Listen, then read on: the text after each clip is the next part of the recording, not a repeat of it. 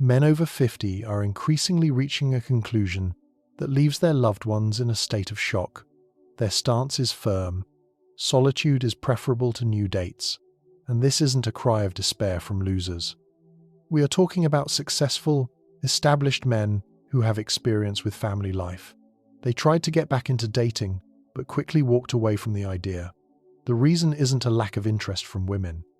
The reason lies in a sober, cold calculation. They weighed the pros and cons and realized that the real price of relationships is simply too high for them. When they looked at what they would have to sacrifice compared to what they would get in return, the math was so clear, so undeniable, that they made a choice that scares everyone around them. Your family doesn't understand it. Your married friends think there is something wrong with you. But if you've already made this decision, if you've already checked out of the game, you know exactly why. And I'm going to show you why you're right. Do you remember the time when you wanted a relationship? You didn't just want it, you needed it. You were 20, maybe just over 30, and the idea of finding someone, building a life together, creating something shared, seemed like the only meaning there was. You saw couples and felt that pull, that longing. You wanted someone to come home to, someone who chose you, someone to build a future with. The fantasy was crystal clear: a partner who supports, respects, and makes life better. A relationship that feels like teamwork. And you went after it. You went on dates, you put yourself out there, you risked rejection over and over again because you believed it was worth it. Maybe you found her. Maybe you got married and spent 10, 20, 30 years creating something together, and you gave it everything. You provided for the family, you protected everyone, you showed up every single day, regardless of how you felt. You took responsibility, absorbed her stress, managed her emotions, and suppressed your own needs to keep the peace. You did what you thought you had to do because you believed in it. You believed that this is what partnership looks like: give and take, sacrifice and reward, building something together until everything changed. Divorce, her passing, or just the end of the relationship. However it happened, you survived it. You made it to the other shore, and you discovered something you didn't expect: relief. Not the kind of relief you admit out loud, not the kind you tell the kids about, but a real, deep, physical relief, as if a concrete slab you'd been carrying for decades suddenly vanished from your shoulders. You could breathe again. When it was all over, you started doing the math you had previously forbidden yourself from doing. You started calculating the real cost of what you had been paying for all those years. You tallied up all the compromises, the hobbies dropped because of her disapproval, the friends who drifted away because maintaining the relationship took all your energy, the dreams you shelved because her needs came first, the peace you traded for her contentment. You looked at what you got in return. Companionship? Yes, but at what price? At the price of your autonomy, your freedom, your ability to make decisions without negotiations, your right to live on your own terms. Then you made the most dangerous calculation of all. You imagined doing it all over again. Meeting someone new, the courtship phase where everyone acts perfect, the slow discovery of who she really is, her expectations, her demands, what she needs from you to be happy. You imagined the slow erosion starting again, the negotiations, the compromises, the management of her moods, the emotional labor of maintaining someone else's contentment while your own needs get shoved into a corner. You imagined her moving into your space, the space you finally made peaceful. You imagined her opinions on how you live, what you eat, how you spend your time, the questions: where did you go? Who was that? Why didn't you call? You imagined holidays with her family, social obligations, events you don't want to attend, dinners where you sit in silence while her friends discuss things you don't care about. And here is the calculation that changed everything. What do you win versus what do you lose? The win: company, someone to talk to, physical intimacy, a lack of loneliness. The loss: everything else. Your peace, your freedom, your money, your time, your autonomy, your right to be selfish in your own life. You did the math, and the numbers said, it's not worth it. That is when you realize something fundamental. You don't actually want a relationship anymore. You want the fantasy you had at 25, but the reality, you've already lived it. You know what it costs, and you aren't willing to pay that price again. But let's say you ignore the math. Let's say you decide to try despite everything, and you re-enter the market. Here is what awaits you. You download the apps because that's how people meet now. You won't meet anyone at the library or through friends. You're on Tinder or a dating site, reducing yourself to photos and a few lines of text, competing with 300 other men for attention. You get a match. Great. Except she has matches with 50 other guys. You don't have a dialogue. You are auditioning, performing, trying to be interesting enough so she doesn't vanish for one of the other 49. You make it to the date, coffee, dinner, whatever. And here is what you discover. She hasn't done any work on herself. She hasn't reflected on why her past relationships collapsed. She decided it was the men's fault and moved on. She has a list of demands. You must be financially stable, which means funding her retirement plans. You must be available for her schedule, her needs, the drama of her adult children. You must be understanding of her moods, her stress, her emotional baggage. She isn't going to unpack it. And what does she bring? Her presence. That's it. She exists, and you should be grateful for the opportunity to earn her attention. You are 65 years old. You built a career, earned respect, proved your worth, and now you have to audition for someone who offers nothing but companionship in exchange for everything you've built. That is what's available if you choose to date again. A game where you endlessly compete for someone who is never satisfied, where you prove yourself over and over to someone who always keeps their options open, where the prize is the exact same dynamic that drained you the first time. You look at this and think, why would I do this? What will I get that is worth this humiliation? And you can't find an answer. Here is something no one will tell you. Lower testosterone isn't a curse. It's a gift. When you were 25, biology made you stupid. Testosterone flooded the system and shut down your reason. You saw an attractive woman, and your brain did everything possible to rationalize chasing her. You tolerated behavior you shouldn't have tolerated. You ignored red flags. All because the chemistry was screaming at you. Act. That switch is broken now. The hormone levels have dropped, and suddenly you see clearly. You can look at a woman and actually evaluate her. Is she pleasant? Is she reasonable? Does she add value to my life or drain it? Your brain does this calculation without hormones rigging the results.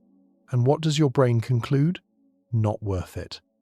The companionship she offers doesn't compensate for the peace you lose. Physical intimacy doesn't justify emotional exhaustion. The relationship doesn't improve life enough to justify disrupting it. People act like there is something wrong with you because you no longer have the drive to chase. But everything is fine. You are finally thinking straight.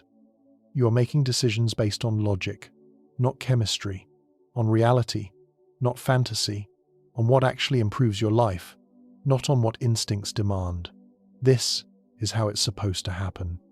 You are supposed to reach a point where you aren't ruled by impulses that don't serve your interests, where you can choose peace over short-term pleasure, where you prioritize your well-being over the demands of biology. You have finally evolved beyond the program that forced you to act against your own interests. After it all ended, after the divorce, after she left, after you walked away, something happened. You started building something you didn't even suspect existed: peace. You wake up, and the house is quiet. Not the tense silence of unspoken resentment, just silence, serenity, your coffee, your morning, your schedule. No one's mood needs to be managed before you've even opened your eyes. Your day belongs to you. Work, if you work. Projects, if you are retired. Whatever you decide matters. And when you come home, you return to the same peace you left. Your things are where you put them. No one rearranged anything. No one decided your space needed to be different. Your evening is yours.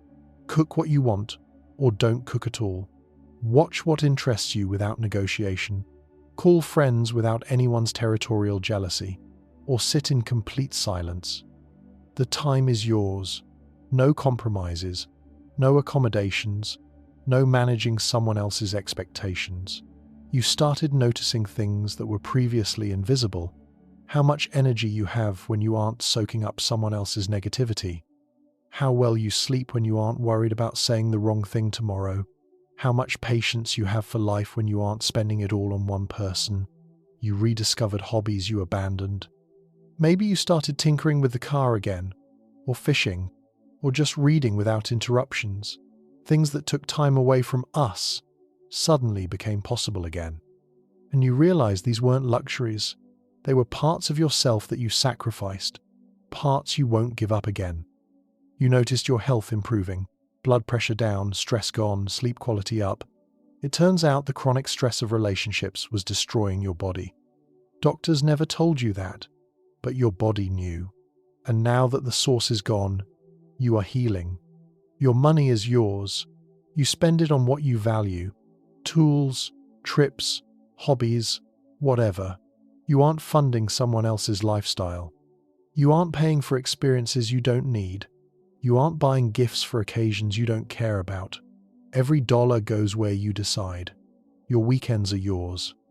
No obligations to anyone's in-laws, no social events you hate, no honey-do lists invented by someone else. Just time. Pure, unplanned, magnificently selfish time. You reconnected with friends, guys you pushed away because you didn't like them. You started having conversations that weren't about relationship problems. You remembered what it's like to laugh without wondering if you'll have to pay for it later. You set up your space exactly how you want it. Not decorating to impress someone, but making it functional, comfortable, serving you, rather than being a subject of eternal arguments. This is what you built. Not loneliness, not isolation, but autonomy. The right to live life on your own terms, to make decisions based on what you want, not on what someone needs from you.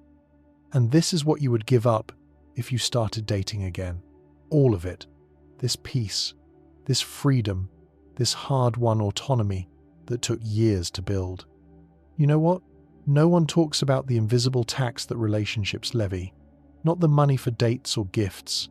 The other cost, the cost of your mental energy. Every relationship requires emotional labor, constant emotional labor. Managing her feelings, anticipating her moods, navigating her reactions, preventing conflicts before they start. You became an expert at reading the room temperature before you even walked into it. You'd come home from work and have to assess, what kind of day did she have? Is she stressed, angry, sad? And then you had to adjust your mood, adjust your energy, adjust what you were going to say. Because if you didn't, you would pay for it later. You remember that, don't you? Walking on eggshells in your own home, weighing every word, calculating if it's the right time to bring up a topic, deciding if something is worth the fight it will cause. It's exhausting. That level of constant vigilance grinds you down in ways you don't even realize until it stops. And here is what you discovered since it ended. You don't want to do that again. Not for anyone. Not even for someone better or different, because the labor itself is the problem. The constant management of another human being's emotional state, the responsibility for their happiness, the obligation to fix their problems, absorb their stress, validate their feelings. You have tasted what it's like to live without that burden, to come home and just be. No assessment required, no tuning necessary, no emotional maintenance expected, just existing in your space, without needing to control someone else's internal weather. And you won't give that up. Not for company, not for intimacy, not to avoid the stigma of being single. The price is too high. Women don't understand this calculation. They think you are afraid of commitment or intimacy. They think you are traumatized or bitter. They don't understand. You aren't afraid of relationships. You are exhausted by what they require. You did the work. You paid the tax, and you decided you've had enough. It's not about her. It's about you finally respecting your limits, your energy, your capacity. You gave enough. You sacrificed enough. Now you are keeping what's left for yourself. Women don't understand that you aren't bargaining. You aren't holding out for better terms. You aren't waiting for someone to prove they are different. You are done forever. Women think that if they present the right package, you will change your mind. If they are attractive enough, compliant enough, low maintenance, then you will surely want a relationship. They don't understand that it's not about them. It's about what you value now. Peace more than company, freedom more than partnership, autonomy more than attachment. These things exist only in her absence. You aren't looking for a unicorn. You aren't waiting for someone who meets impossible standards. You simply realized that even the best possible relationship cannot compete with what you have built for yourself. Because any relationship, no matter how good, requires sacrifice, compromise, managing another person's emotions, giving up chunks of your autonomy, and you decided it's not worth it. Not because you are broken, but because you finally know what your peace is worth, and it is worth more than any relationship can offer. This isn't bitterness, it's wisdom. It is you, finally respecting yourself enough to stop sacrificing what matters for what doesn't. Your family doesn't understand. Your married friends think you are in trouble. Everyone has opinions on how you should live. You can't give up on love. Don't you want to grow old with someone? Aren't you lonely? Here is what they are really saying. Your choice makes us feel uncomfortable. Get back in line so we can stop doubting our own choices. Your contentment threatens their worldview. If you are happy alone, what does that say about them? About the compromises they make? About the relationships they endure out of fear? Your peace is an indictment they didn't ask for. So, what do you choose?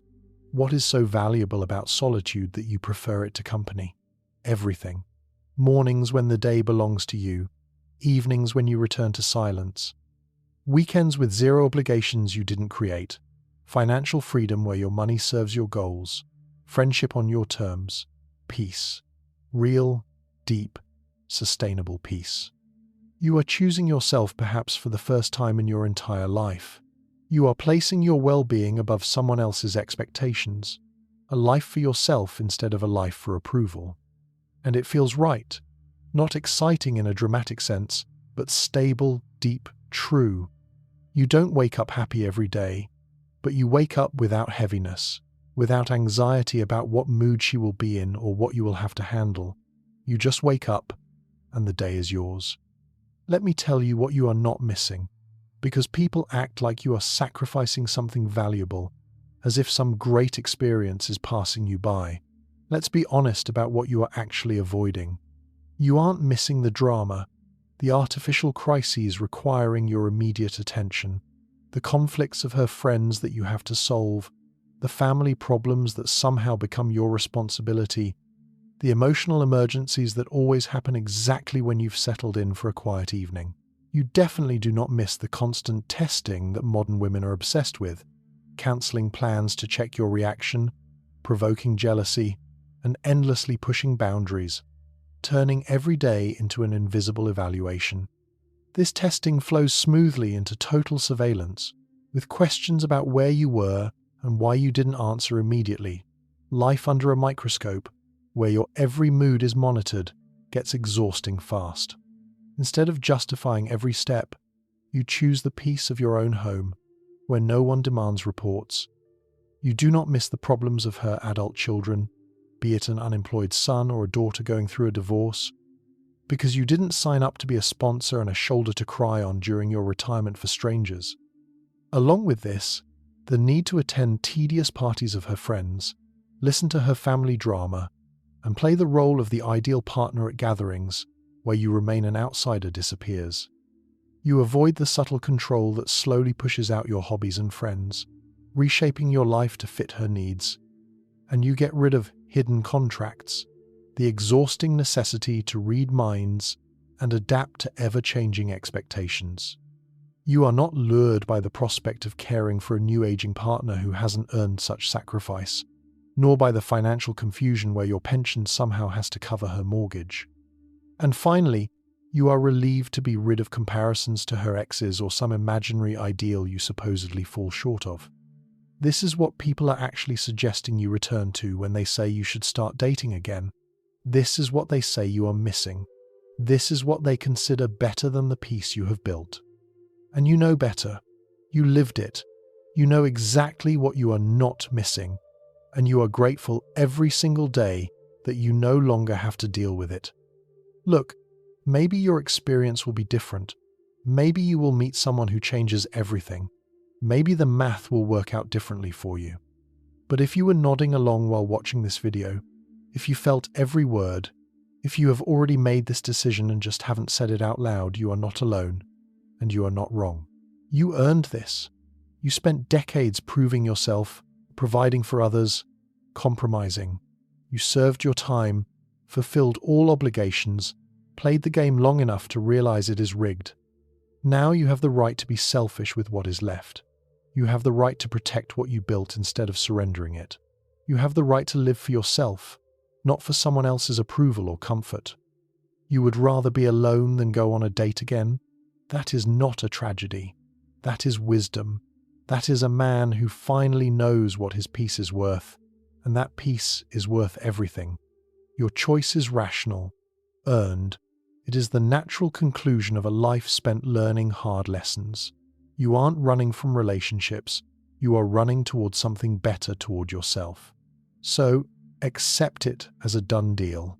Stop apologizing for your conscious choice of peace, because you have already sacrificed enough of your time and nerves in the past. Stop explaining your decision to people who will never understand it because they are still living captive to social stereotypes.